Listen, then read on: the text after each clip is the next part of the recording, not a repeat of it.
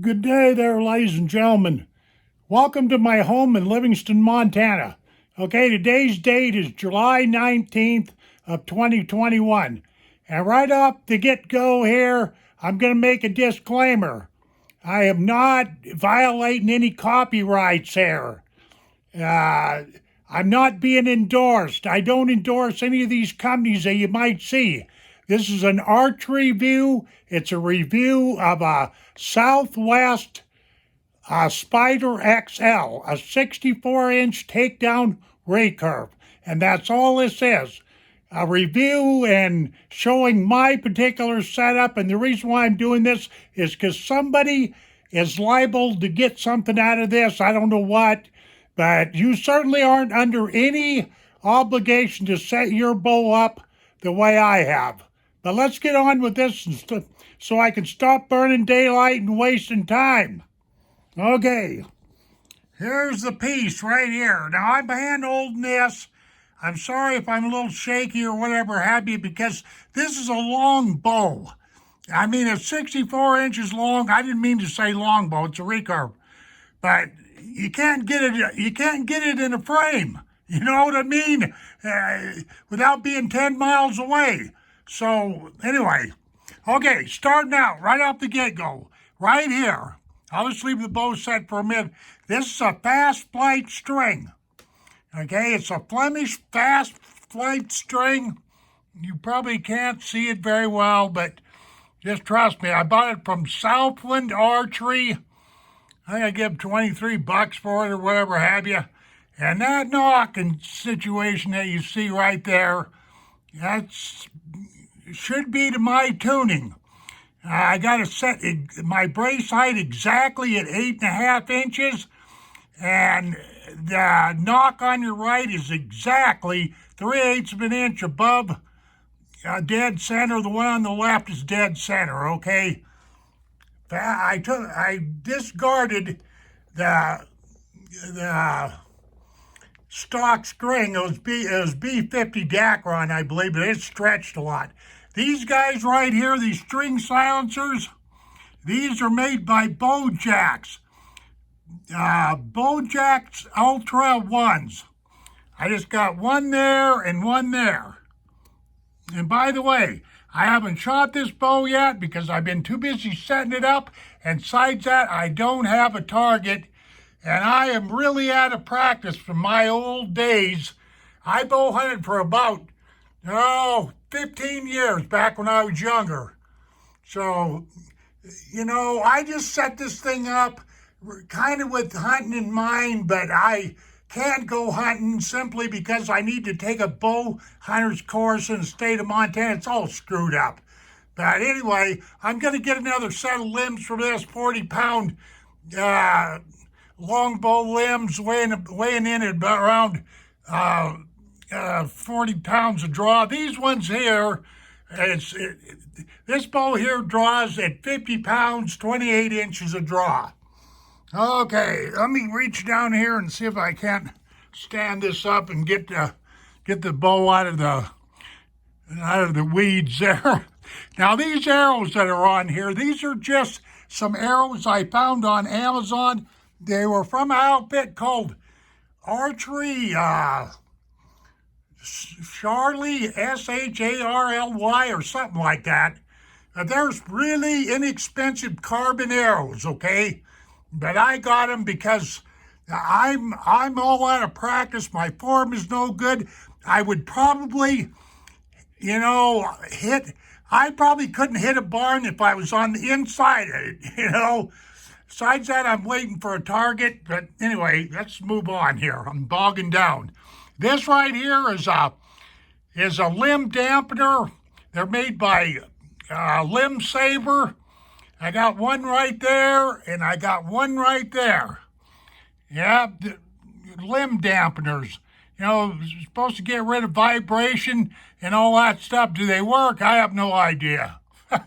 I just set this bow up the way I wanted to, and the heck with all the rest of it, okay? And this quiver right here, this is a quickie quiver combo, 4 arrow jobber. Now, I'm one of these kind of guys, I bow hunted long enough to know that I only need 4 arrows at my disposal. A big game animal that's in his right mind ain't going to stand there and let you shoot one arrow right after the other. I know this for a fact. So, you know, so that, and it fastens right there. It slides into this block that you would normally use for sights and stuff like that. I'm shooting off the shelf, so that's the deal there. And what else have I done? Okay, right underneath these limbs right here, I took the mounting bolts out, and there's 1 millimeter of felt underneath there. That's just to make sure these limbs aren't squeaking there or whatever have you, because recurves atypically are noisy. Right here, same deal. Let me see if I can get right in here underneath where the bolt sets in this aluminum cradle right here. There's a little square of furniture felt. That's what it is, furniture felt. You can get a whole roll of that stuff on Amazon for like, I don't know, $7 or something, Okay. Yeah, let me see. Let me roll this thing over here. This is kind of hard for me to do. Okay, this right here is a wrist sling, or a bow sling, if you will, and it's made by a company. I forgot what the name of the doggone. Oh yeah, right there. Sonya. Anyway, this doggone thing, as you can see, is paracord. Works pretty good. It's fastened in there, in behind this stabilizer. This stabilizer right there is made by Limit Saber. It's a 3.5-inch bow stabilizer. It's what they call a mini S spring, I think, or an S curve or something like that. And let's see, what else do I got going for this thing? Okay, I'm trying to keep this in focus the best way I can. Let me turn this around. Like I say, whoever's watching this, you don't have to if you are interested in one of these bows, you certainly don't have to set it up like I have. I want to make sure. Okay, now let me get this up here. Right there, that's a rest that I made myself. Okay, and what this is a 7/16 wooden dowel that's been split in half. It's only about a 1/2 inch long. It's been glued onto the riser. And basically, I've got leather right here. I've got furniture felt 1 millimeter thick right there. I've got furniture felt right there. And underneath, it's more leather. And there's leather right underneath there. And that's a rest of my own concoction. I'll let you look down that if I can. It should be center shot. Okay.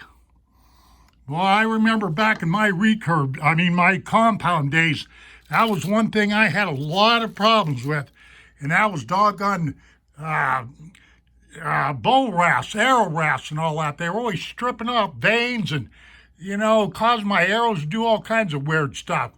So anyway, there you are with that. And these limbs, they're maple, sandwiched in between fiberglass. On this riser right here, there's 4 woods in this. I said there's oak, diamond wood, and paddock, whatever that is. So there's 4 woods in this bow. Maple, oak, paddock, and diamond wood. I think I got that right. Okay. I don't know what else to. These arrows, I haven't cut them or nothing. They're 31 inches long. Like I say, there are some of Amazon's cheaper arrows made by a outfit. Well, they're listed on Amazon. They call them, Archery Charlie, whatever that means. And let's see, what else I know. I'll shut this file off and go, oh, I forgot to say this. That always happens to me. Anyway, on this particular setup here, I don't, right up there, at the tip of at the tip top there where the recurve tips are. I didn't put any felt or anything underneath that string because I just didn't think it was necessary. So I didn't do that. I might be able to do that later on, but I got to take this bow out and shoot it, but I need a target first. You know, there's nothing worse. That's another thing. Here in Livingston, Montana, you cannot shoot bows in town. You can't shoot BB guns. You can't shoot pellet rifles. You can't do anything. You can't even shoot a slingshot. That's a fact. You got to be 3 miles out of town. So I've got me a portable target coming where I can go up in the woods and do my own thing.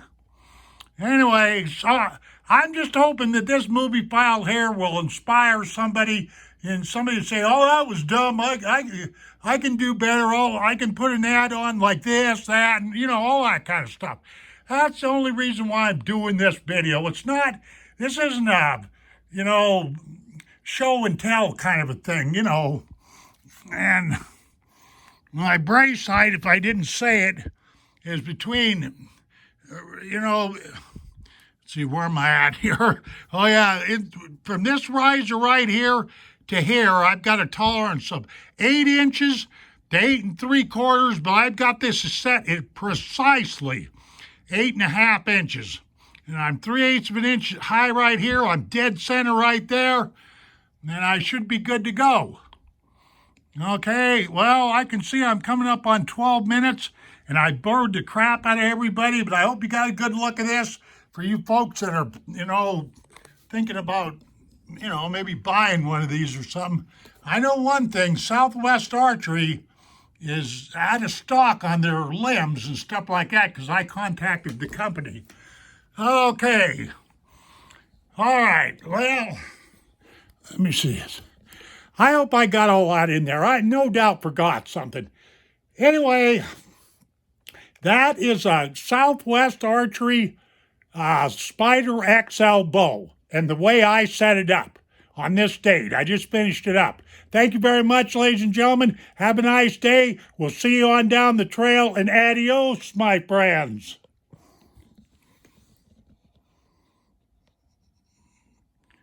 Boop.